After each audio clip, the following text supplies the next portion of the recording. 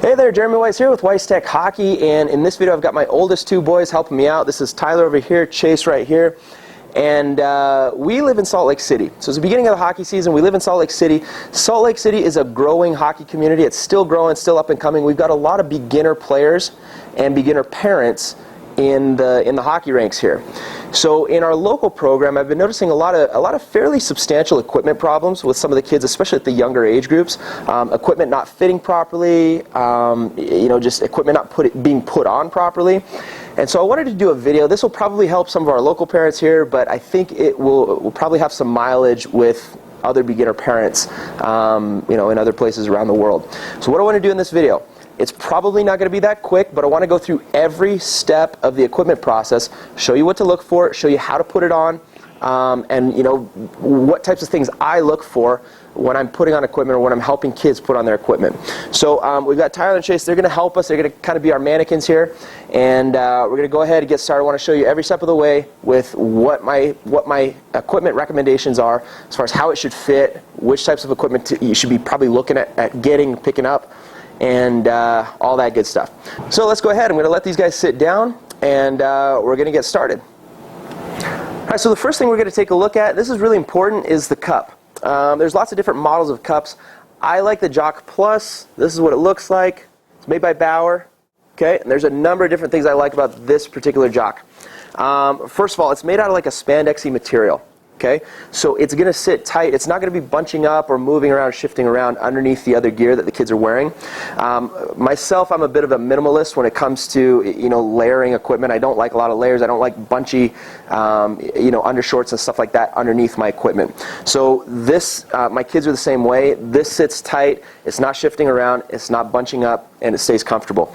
The inside of it, the cup itself, is actually sewn in. I'm going to try to turn it inside out so you guys can see. It's sewn in a little bit separate, and it's got the straps. So the straps wrap around the legs, keeps everything in place so it's not shifting around, it's not getting uncomfortable, it's not moving out of the way so it's not protecting you properly. So that's another, you'll see different models of this. This is what I like about this model. And then lastly, and this is a huge deal for me, is the Velcro. So it's got Velcro on the legs, and this tends to be kind of a mystery with new parents. They can't figure out how the kids are supposed to keep their socks up, right? So you see parents wrapping layers of tape around the kids' thighs. It's not comfortable, and I don't recommend that. Just pick up one of these Jock Pluses, and it's going to have the Velcro, sewed right in. And so all you need to do is just slap the sock on top of the Velcro. It's got Velcro on the front, Velcro on the back. You can see there. And the socks stay up really well with that. All right, so after the cup's on, the next thing you're going to put on is your shin pads, obviously. For the shin pads to fit properly, I know we've got two different ones. We're going to be talking about that here in a second. But for the shin pad to fit properly, you want the kneecap to be right in this, right in the center of this front cap part. And then when the knee is placed properly in there, you want a little bit of space between the top of the foot and the bottom of the shin pad. Okay. A good way to test this, Chase, go ahead and stand up. Now bend your knees as if you're skating. So I don't think you bend your knees that much when you're skating, buddy, do you? Okay, give me like a skating style knee bend. Okay? So with a decent knee bend, you can see the shin pad is staying in place. It's still got a little bit of space between the top of the foot and the shin pad. That's about where we want it to be. Okay? Now, go ahead and sit back down, Chase. Put your feet together. Put your knees together. Okay, now here's what we want to look at here. At first glance, you take a look at these shin pads. Which one is bigger? Okay? Obviously, the Reebok Jofa one is bigger at first glance. But here's the deal. If you look at the specs, they're both 8-inch shin pads. So what was interesting, Chase outgrew this one on our right here, the CCM. And so I was looking for size 9s, and believe it or not, I couldn't find size 9s in the youth. I'm not sure. It seemed that they only go up by like 9.5, then 10.5. So it was a bit of a jump. I wasn't sure why. And I happened across these Reebok ones. They were actually used from another player on the team, and they were the perfect size, but just so happened to be they were also 8-inch. So not all shin pads are created equal as far as sizing goes. So pay attention to the sizing of the specific brand that you're using, And if you need to go a size bigger, sometimes just switching brands may be the best bet for you. Okay. Another thing you see is tape. When do we need tape? When do we not need tape? Chase, stand up and turn around. So you'll see the straps on these are a little different. Okay, the CCM has a fairly complex strapping system here. There's a V strap here. It combines two straps, and then there's one that goes underneath by itself. That shin pad it doesn't move for you. Okay, so that one stays in place pretty well. You can see the Reebok Jofa one is just a single strap. Okay, now if you have that wrong, or you get in a game, turn back around, Chase. If you get in the middle of a game, this one, come closer a little bit, you can see this one can rotate pretty easily. Okay, so it can rotate out of position because the strapping system is it's minimal on this one, which is fine, but it'll just mean you'll need to tape it after you get the socks on top. Okay, this one you can see it doesn't rotate very easily. So when we've been using these ones, the CCMs, we haven't taped on top, but with the Reebok Jofa, we throw a little bit of tape on top of that, and then it keeps it in place during the game activity. So let's go ahead and get your shin pads on, both of you guys, and we'll take a look at it with them on. All right, so both kids have their shin pads on. You can see Tyler's going with the Bauer Vapors, and those have been pretty good for him as well.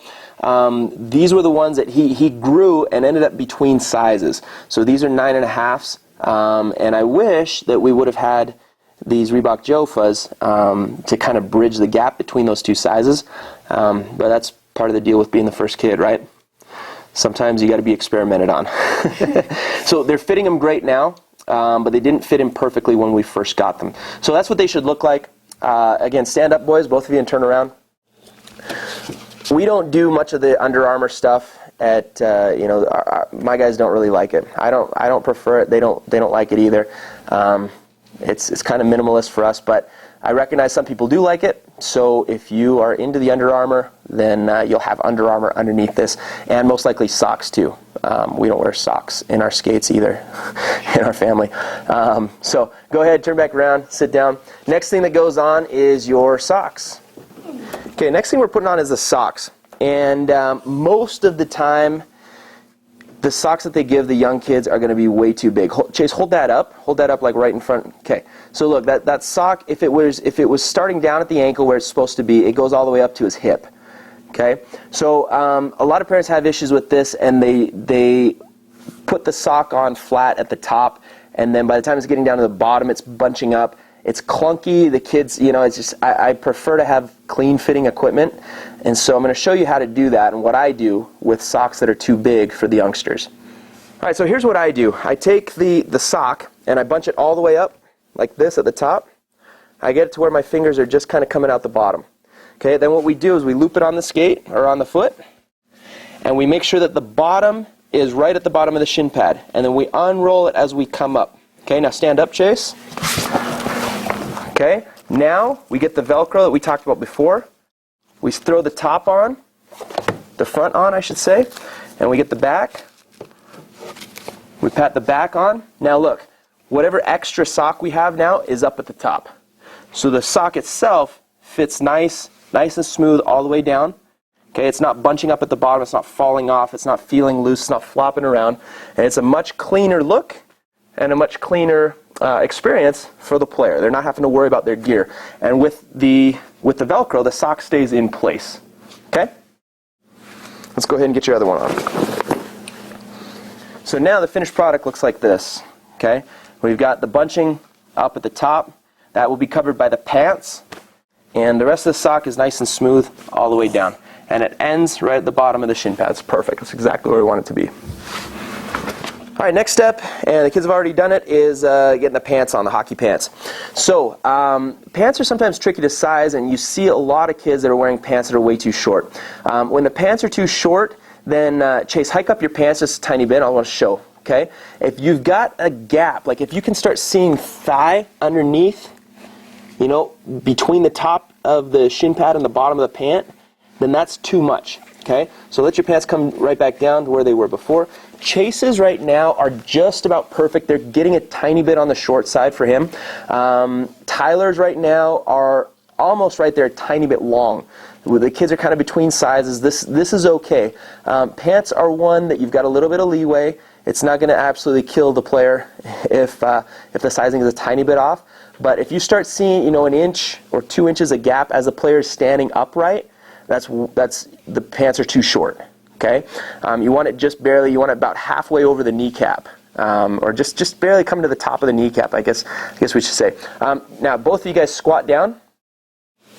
Okay, now look at Chase's. Okay, Chase, move your hands so I can see your. So Chase's, when he squats down, and this is lower squat than they usually ever be, you can see that his thighs, you know, are a little bit exposed there. Tyler, squat down again. Let's see it.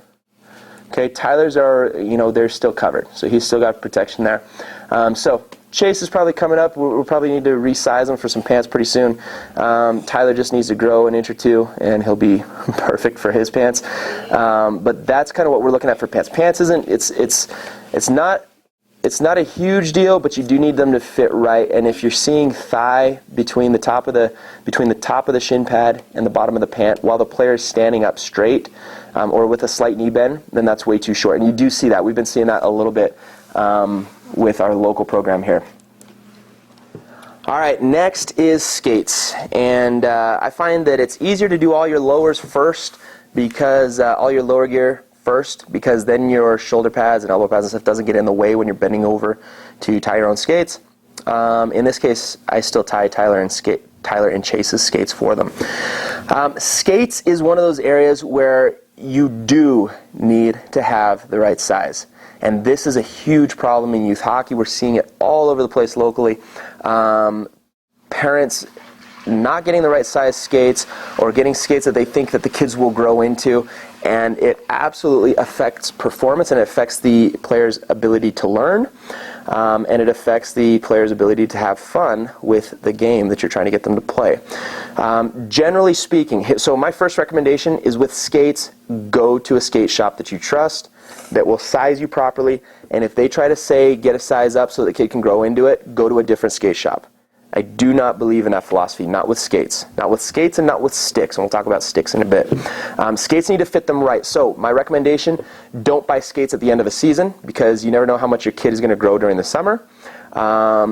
Go buy skates right at the beginning of the season and buy them the right size, and don't get your hopes up that they're going to get more than one season out of it. Okay, that's just the matter. That's just how it is with skates, especially with growing young kids.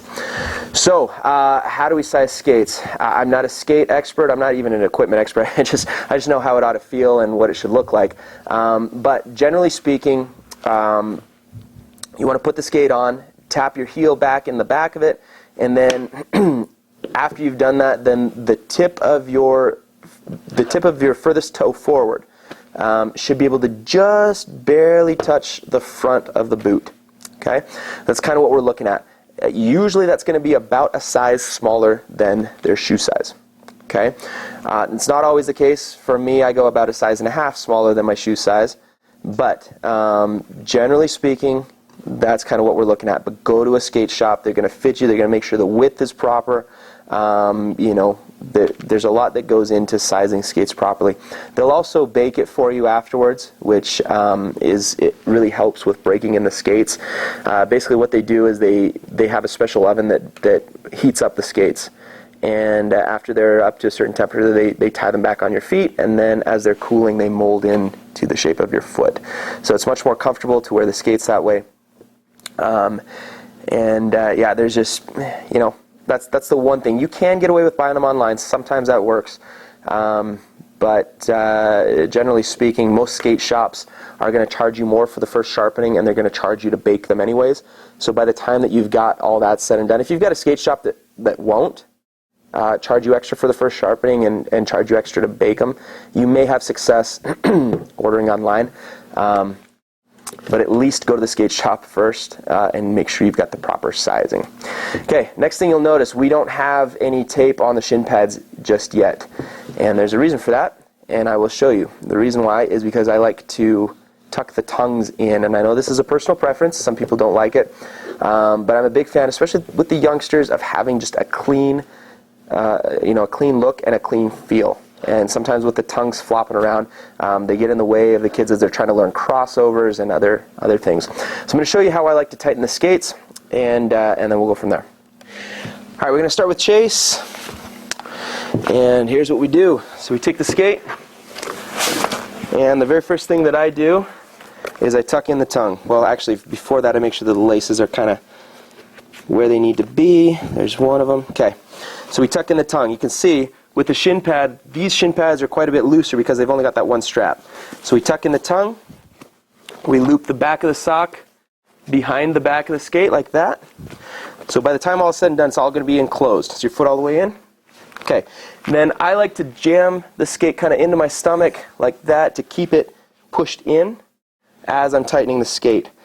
Usually what I do is I go snug at the bottom, but I don't crank it down too much at the bottom. And I go a little bit tighter as I get a little bit higher.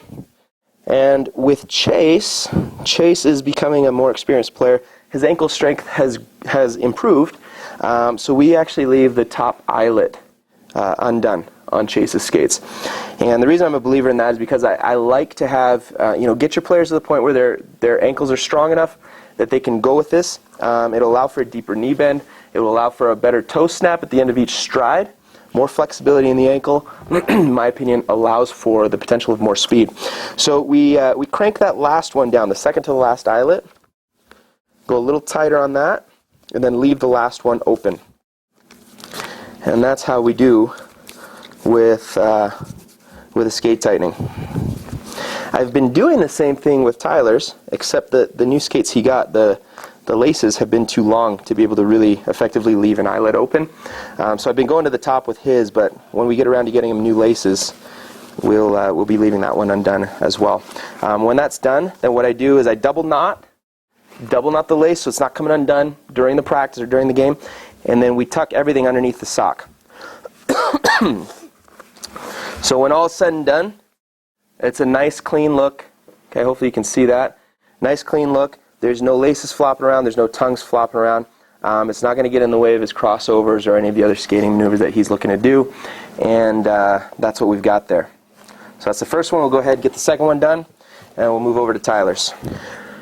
So with Tyler's skates are actually a little bit new. And with new skates, they can tend to be more difficult to get them tight enough. Now, a lot of times you see this where, the mom drops the kids off at the rink, and, the kids are trying to tighten their own skates.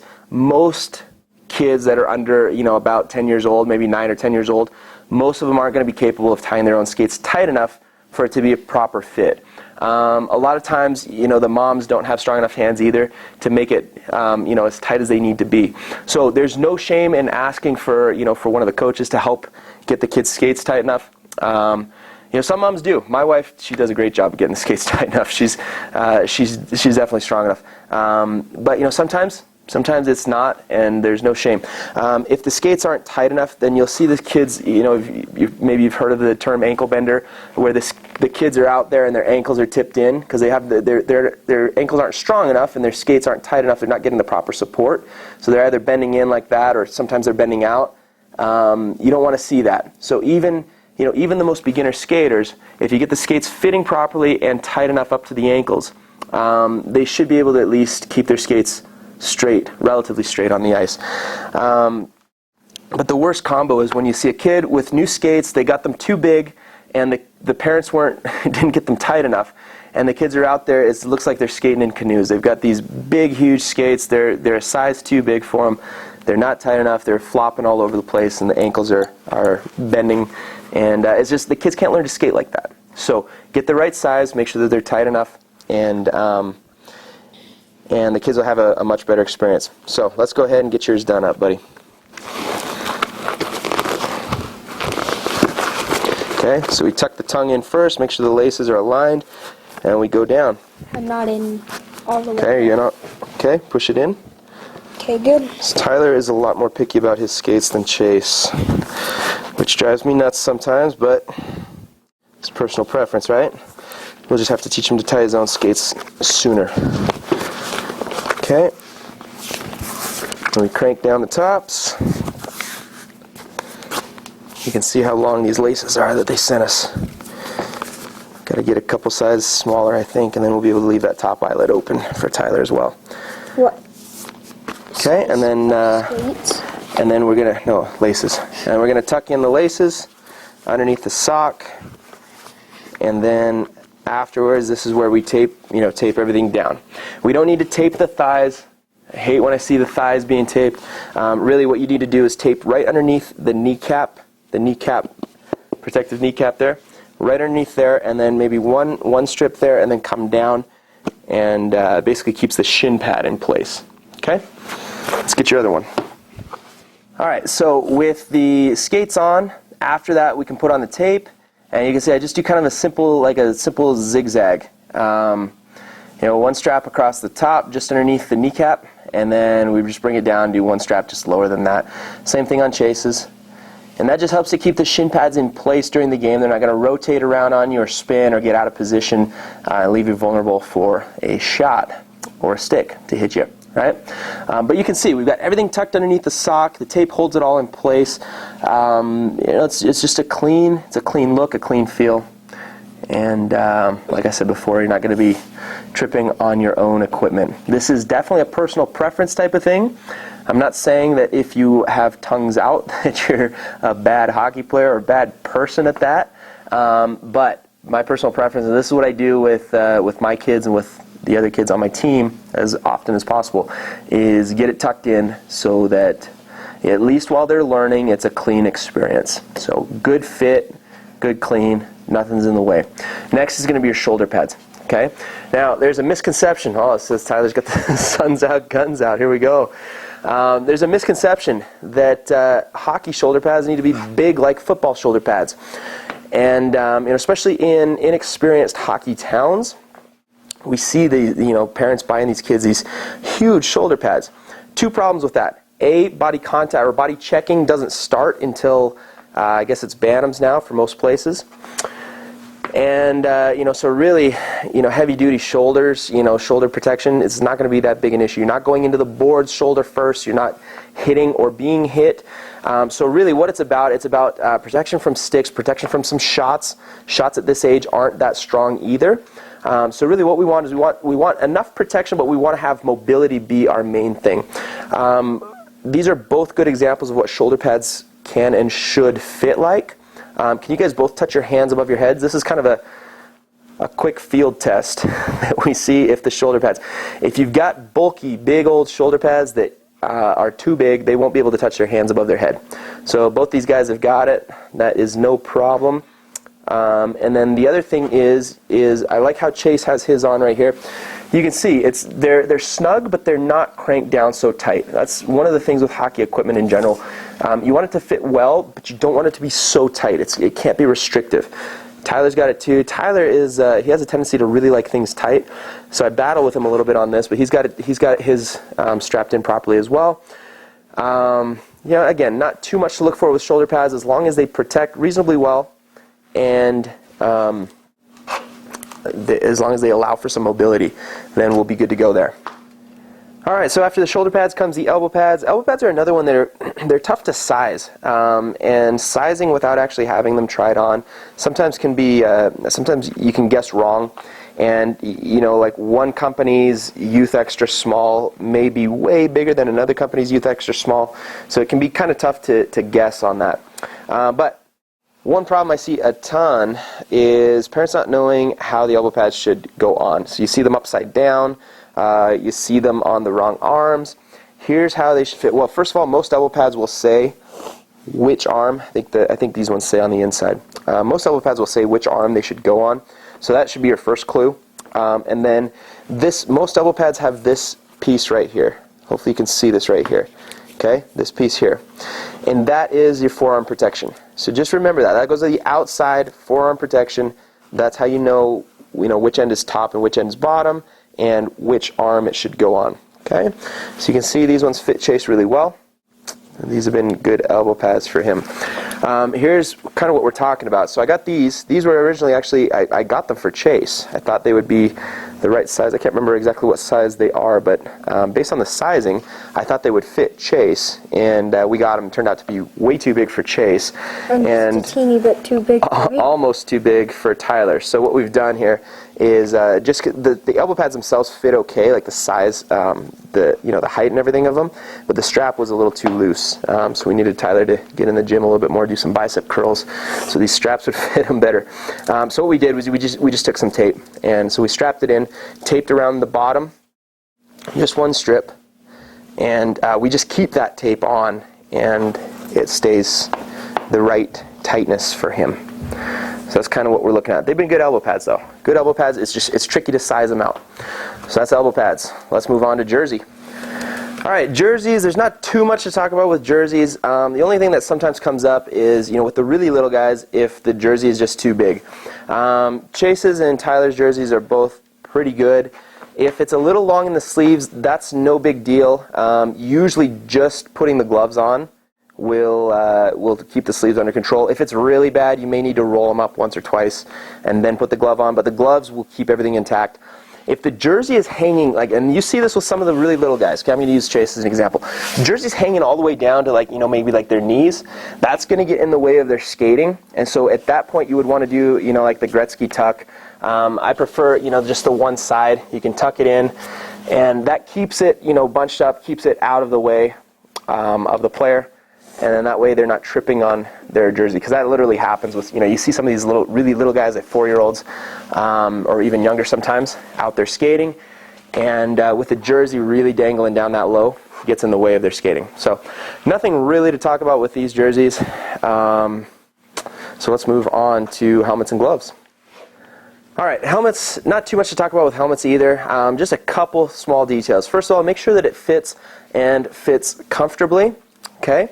Tyler, we got this helmet. It was used, so it's not too big a deal, but it fits him. It fits him well, fits him properly, but I guess it's a little narrow maybe, or pinches on the sides. So helmets only adjust front to back. And so you can see, to adjust front to back, you just open up these screws, and then the helmet can adjust front to back. But it doesn't usually adjust much side to side. There's not much you can do with it side to side. So make sure that it's fitting the player, make sure they're comfortable in it, and if not, then it can lead to headaches and stuff like that. It's just it's uncomfortable and distracting during the games. Chases, with the really young guys, sometimes you find these single-piece helmets. Okay, they kind of look like a regular helmet, but you can see they're not adjustable. So this was the smallest helmet we could find. Actually, we picked this up when Tyler was starting. So we got one for Tyler and one for Chase. And the way that you adjust these types of helmets is there's additional padding that you can put on the inside of them. So that can be kind of interesting, especially with the younger players. That's probably the way that you're going to need to go, because even the smallest helmets won't fit the younger players. So you pick up one of these, add a few additional layers of padding on the inside, and that's it. Let's have both of you guys turn to the side. I want to show what J-clips are. Sometimes, especially if you see this with rented equipment or secondhand equipment, they'll be missing the J-clips. With the J-clips off, the face mask doesn't sit properly, and so what you want is the face mask to fit about like what this is, and the chin in the chin cup here. So this is actually right perfect. Now if Tyler falls or gets hit underneath the chin, yeah, his chin will take some of the impact, but most of the impact comes into the J-clips. So that's what helps it all stay intact. You want to obviously make sure that you have the straps done up, and then most youth hockey programs require earpieces in there as well. And as you get older, different leagues have different requirements on whether or not that's mandatory, but for the young ages, most of them, you got to have the ear guards in there as well. So that's what a decent looking helmet should look like. Okay, we've got the same thing with Chase's. Chase's ear covers are built in. He's got the J-clips hooked in there, and his chin fits in the chin cup. And if he gets hit in the chin, his chin takes a little bit of the blow, but most of it's coming into the J-clip.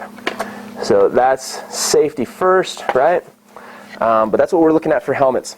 So make sure all those pieces are intact. Oftentimes, too, you'll have screws. So these are maintenance things. Chase has a screw that we need to tighten. Okay, so sometimes it's good to keep, like a little toolbox type thing, or at least a screwdriver in your bag. Make sure that, as a parent, make sure the kids aren't missing screws. Make sure everything's looking safe before they get on the ice. All right, and last thing before stick is we put the gloves on. And we have had success with Bauer gloves. You can see both kids have, it's pretty much, I think it's a similar model. I don't know if it's exactly the same, but similar model. They seem to fit well. In some of the older years, you would have, coaches recommending that we take the gloves all the way up. You'd see these high cuff gloves. And I understand where they were going with that for protection-wise, but in my mind, it really hinders the stick handling. So I like gloves to fit about like what we've got here with Tyler and Chase. So can you guys wiggle your wrists for me? Front to back, though, not side to side. Yeah, there we go. We're not looking for jazz hands here. We're looking. I want to see your wrists. Okay. And then the other thing to see is, you want to make sure that the players can open and close their hands on the gloves. You don't want to have gloves that are so big and so thick that the players can't control them. So those are both looking pretty good. I don't really have too heavy of a recommendation. Most gloves out there are pretty good these days. It really comes down to a matter of personal preference and what feels comfortable for the player and whether or not they can move in them. So make sure that they can move their wrists, make sure they can open and close their hands, their fingers, and that's all my recommendation as far as gloves goes. All right, last but definitely not least, we have stick length. And this is one that just drives me nuts. And every kid I see with the wrong size stick, I take them right there on the spot. If they're on my team, and I usually get permission from the parents first, but I take them and I cut the stick down. You have to have the right size stick for your players to be able to function with the puck. And especially if they're trying to learn to play the game, and they're, you can see it right away. But a lot of parents, even some pro shops, are, they make a recommendation of, leave the stick too long, and then let the kid grow into it, or whatever else. I flat out disagree with that philosophy. You want it to be functional, and it's the same with skates. Cut it to the right size. Cut it at the beginning of the season. Don't cut down a brand new stick at the end of a season and then they grow over the summer and then it doesn't work for them anymore. Cut it at the beginning of the season and let them use it. Don't plan on getting more than about one season out of their sticks. With sticks these days, they usually fall apart. They usually break before the kids end up growing into them anyways. So there's no sense in saving a stick. Don't save inches to grow into because the stick will be unusable before then. So how tall should a stick be? There's a few different guidelines. Mine is, it's pretty safe, and then you can kind of adjust from there. Is you want it at about the player's chin when they're on skates. You can see Tyler and Chase both have it exactly there.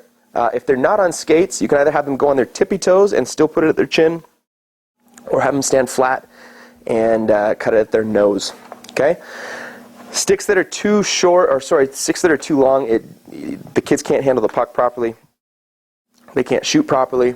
There may come a time and a place as the kids get older. Once they're well established and experienced players, and maybe they're defensemen or whatever, they want to have a little bit longer stick so they can have some more leverage on their slap shot from the point, have a little bit more reach on their poke check. But that is a situation where that player who is very well experienced, seasoned, understands what the pros and cons of having a little bit too long a stick. They can make that decision. Okay. As of now, with parents with 6 to 8 year olds or even a little bit older, you make that decision for them, and you cut the stick to a length that they can still function with it. Okay. So let's see you guys ready position with your sticks. 2 hands on the stick. Stick in front. Stick in front. There you go. Okay, so that's about what it should look like. Okay? All right, so those are all of my tips as far as how equipment should fit, and the end result looks like this. You can see these guys are comfortable in their gear. They're able to function. They're able to focus on the skills that they're learning and not on whether their equipment is, hurting their feet or falling off their legs, or, if they got a sock falling down, or if their pants aren't fitting right. Having the equipment fit properly makes it so that they're safe, they're not worried about hurting themselves, they're not worried about comfort, and they're able to just really focus on learning the game, and it's a lot more fun, and their experience with hockey will be a lot more long-lasting. For more tips like this, make sure you visit us at weisstechhockey.com, and make sure you check out our digital magazine. It's on iOS and Android devices in the newsstand. It's called Hockey Development Magazine, and it's a fantastic resource for players, parents, and coaches.